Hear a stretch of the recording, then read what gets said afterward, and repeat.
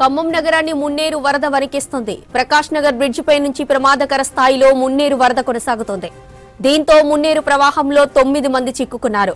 Venkatagiri cross road నుంచి carpenter work చేసేవాళ్లు ప్రకాష్ నగర్ వైపు వస్తుండగా మధ్యలో మున్నేరు ఉధృతిలో చిక్కుకున్నారు. కొన్ని గంటలుగా వరదలోనే సహాయం కోసం ఎదురు చూస్తున్నారు. మరిన్ని వివరాలు ఖదీర్ అందిస్తారు.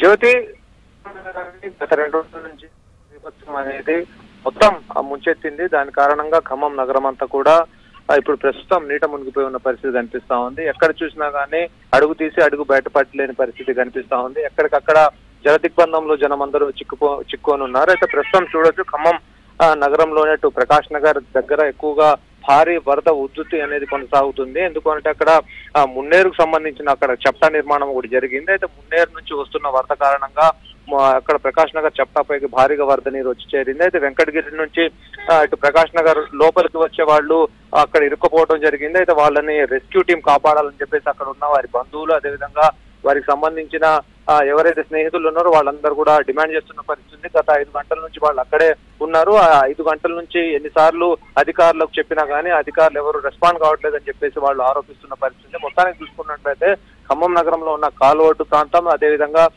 బొక్కలగడ్డ, అదేవిధంగా అక్కడ ఉన్న మంచికంటి నగర్, దాంతో పాటుగా సుందరయ్య నగర్ తదితర ప్రాంతాలన్నీ కూడా నీట మునిగిపోవడం జరిగింది. అటు వరంగల్ క్రాస్ రోడ్ లో చూసుకున్నట్లయితే అక్కడ ఉన్న శ్రీరామ్ నగర్, దాంతో పాటుగా అక్కడ సాయి గణేష్ నగర్ కాలనీలన్నీ కూడా నీట మునిగిపోయాయి. ఏదైతే లోతట్టు ప్రాంతాలు ఉన్నాయో, మున్నేరు పరివాహక ప్రాంతాలు ఉన్నాయో అవన్నీ కూడా నీట మునిగిపోవడంతో అక్కడ ఉన్న ప్రజానికం తీవ్ర ఇబ్బందులు ఎదుర్కొంటా ఉంది. ఉదయం నుంచి వాళ్ళు 5 గంటల ప్రాంతం నుంచి వరద పోటెత్తడం మొదలైంది. అప్పటి నుంచే పునరావాస కేంద్రాలకు అధికారులు తరలిస్తా ఉన్నారు. అయితే ఏదైతే ఎక్కువగా ఎఫెక్టెడ్ ఏరియా ఉందో ఆ ఎఫెక్టెడ్ ఏరియా నుంచి ఎక్కువగా అక్కడ ఎఫెక్ట్ అయ్యే ప్రజల్ని బయటకు తీసుకురావడంలో కొంత అధికారుల అలసత్వం అనేది కనిపిస్తా ఉంది. నయాబజార్ కాలేజ్ లో కూడా అక్కడ పునరావాస కేంద్రాన్ని ఏర్పాటు చేశారు. ఆ పునరావాస కేంద్రం ఏర్పాటు చేస్తే అక్కడికి లోపలికి భారీగా వరద నీరు పోటెత్తడం కారణంగా అక్కడి నుంచి వాళ్ళని మళ్ళీ అక్కడి నుంచి తీసి ఉమెన్స్ కాలేజ్ లో వాళ్ళకు పునరావాస కేంద్రాన్ని ఏర్పాటు చేయడం జరిగింది. అయితే ప్రస్తుతం ఇటు లకారం చుట్టూ ఉన్న పరిసర ప్రాంతాలు, కవిరాజ్ నగర్ కానివ్వండి, శ్రీనగర్ కాలనీ కానివ్వండి, ఇటు మధురా నగర్ వరకు కూడా మొత్తం